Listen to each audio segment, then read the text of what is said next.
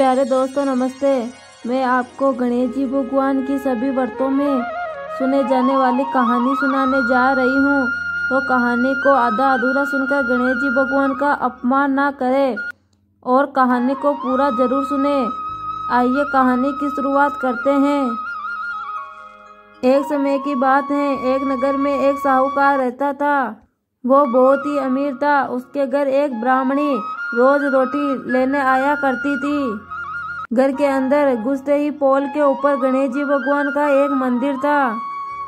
वो बूढ़ी माई गणेश जी भगवान को रोज एक रोटी का टुकड़ा भोग लगा देती थी। ऐसे ही करते करते उसे बहुत साल निकल गए। ऐसे ही एक दिन गणेश जी भगवान ने सोचा, यह रोज ही अपने को भोग लगाती हैं, इस कारण मुझे इसको कुछ ना कुछ उपहार देना ही पड़ेगा। गणेश जी भगवान ने एक दिन उसकी थाली में हीरे मोती भर दिए। ब्राह्मणी प्रसन्न होकर थाली को अपने घर लेकर वहां गई और फिर अगले दिन वो साहूकार के घर रोटी लेने नहीं गई। साहूकारनी ने सोचा कि ब्राह्मणी रोटी लेने क्यों नहीं आई, तो उसने ब्राह्मणी के घर ही बुलावा भेज दिया। तब ब्राह्मणी ने बोला, भगवान गणेश जी तो मुझ पे बहुत दिनों बाद प्रसन्न हुए हैं। मैंने बहुत दिनों तक दूसरे के घर की रोटी खा ली है, अब मैं अपना ही रोटी खाऊंगी।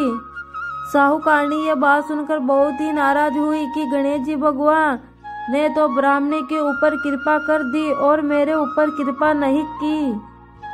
तब साहूकारनी ने गणेश जी भगवान की मूर्ति को हटाकर बाहर फेंक दिया और फिर इधर साहूकार के दुकान में धंधा पानी चलना सब कुछ बंद हो गया।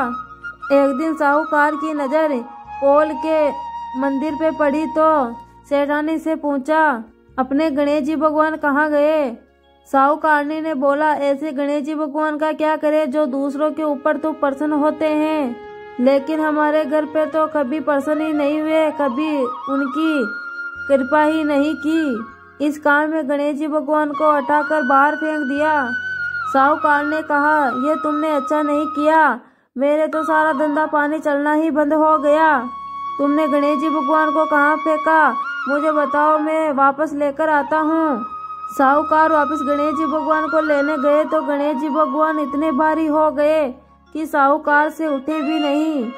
साहूकार जी ने गणेश जी भगवान से क्षमा मांगते हुए कहा, भगवान मुझसे क्या गलती हो गई है, आप कृपा करके मेरे साथ मेरे घर चलिए।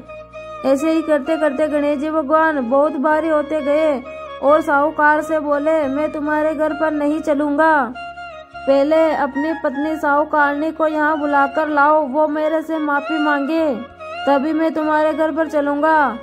मुझे हमेशा सवा शेर का चूरमे का भोग लगाओ, तभी मैं तुम्हारे घर पर चलूंगा। यह बात सुनकर साहूकार अपनी पत्नी साहूकारनी को बुलाने चले गए और अपनी साहूकारनी को बुलाकर गणेश जी भगवान के सामने माफी मंगवाया और सवा शेर का चूरमा बनाने के लिए साहूकारनी को हामी भरवाया। तब गणेश जी भगवान हल्के हो गए और साहूकार गणेश जी भगवान को वहां से उठाकर अपने पोल के मंदिर में बैठा दिया और फिर से साहूकार का धंधा पानी वापिस पहले की जैसे चलने लग गया। हे गणेश जी भगवान, जैसे आपने साहूकार और साहूकारनी की पत्नी पर अपनी कृपा की, वैसे ही संसार पे सबके ऊपर करना।